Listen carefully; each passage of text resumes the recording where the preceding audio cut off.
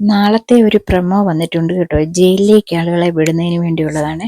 പറഞ്ഞിരിക്കുന്ന ടാസ്കിൽ ആക്റ്റീവ് അല്ലാത്തവരെയും അതുപോലെ ഹൗസിൽ മറ്റു കാര്യങ്ങളിൽ ആക്റ്റീവ് അല്ലാത്തതുമായിട്ടുള്ള 4 പേരെ തിരഞ്ഞെടുക്കാനാണ് പറഞ്ഞിരിക്കുന്നത്.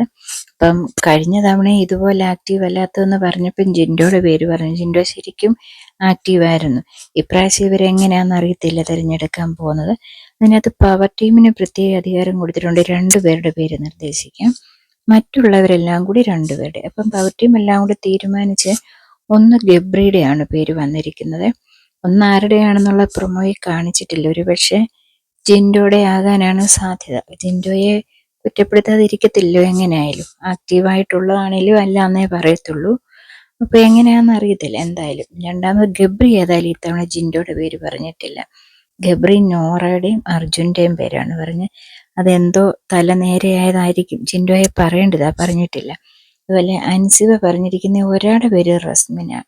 റസ്മിൻ ആദ്യമൊക്കെ കുറച്ച് നല്ല രീതിയിലായിരുന്നു, ഇപ്പം പക്ഷെ അത്ര ആക്റ്റീവ് അല്ല എന്നുള്ളതാണ് പറഞ്ഞിരിക്കുന്നത്. പിന്നെ അഭിഷേക് പറഞ്ഞിരിക്കുന്നത് തീ കത്തിക്കുമെന്നൊക്കെ പറഞ്ഞാണ് സിജോ വന്നിരിക്കുന്നത്, പക്ഷെ അത് കാണുന്നില്ല എന്ന് പറഞ്ഞാണ് പോയിരിക്കുന്നത്. അപ്പം എങ്ങനെയൊക്കെയാണെന്നുള്ളത് നമുക്കറിയത്തില്ല. ഋഷി അതുപോലെ പറഞ്ഞിരിക്കുന്നത് അഭിഷേകിൻ്റെയും അപ്സരയുടെയും. ഇവർ അപ്സരയും അഭിഷേകുമാണ് ഋഷി പറഞ്ഞിരിക്കുന്നത്. അപ്പം മൊത്തത്തിൽ എല്ലാവരും കൂടെ പറഞ്ഞത് ഇപ്പം ഇതിനകത്ത് കാണുന്നില്ല. എന്തായാലും ഒരു ഭയങ്കര ഇതായിരിക്കും. കാര്യം 4 പേര് ഒരുമിച്ച് ചെയ്യില്ലെന്ന് പറയുമ്പോൾ നമുക്ക് ചിന്തിക്കാവില്ല. 2 പേര് തന്നെയായിട്ട് ബഹളം അടിപിടിയുക. അപ്പം 4 പേര് അതിനകത്ത് കിടക്കുക എന്ന് പറയുമ്പോൾ എങ്ങനെയായിരിക്കും എന്നുള്ളത് നമുക്ക് ചിന്തിച്ചെടുക്കാവുന്നേ ഉള്ളൂ. എന്തായാലും നാളെ അറിയാൻ പറ്റും ആരൊക്കെയാ ജയിലിലേക്ക് പോകുന്നതെന്നുള്ളത്.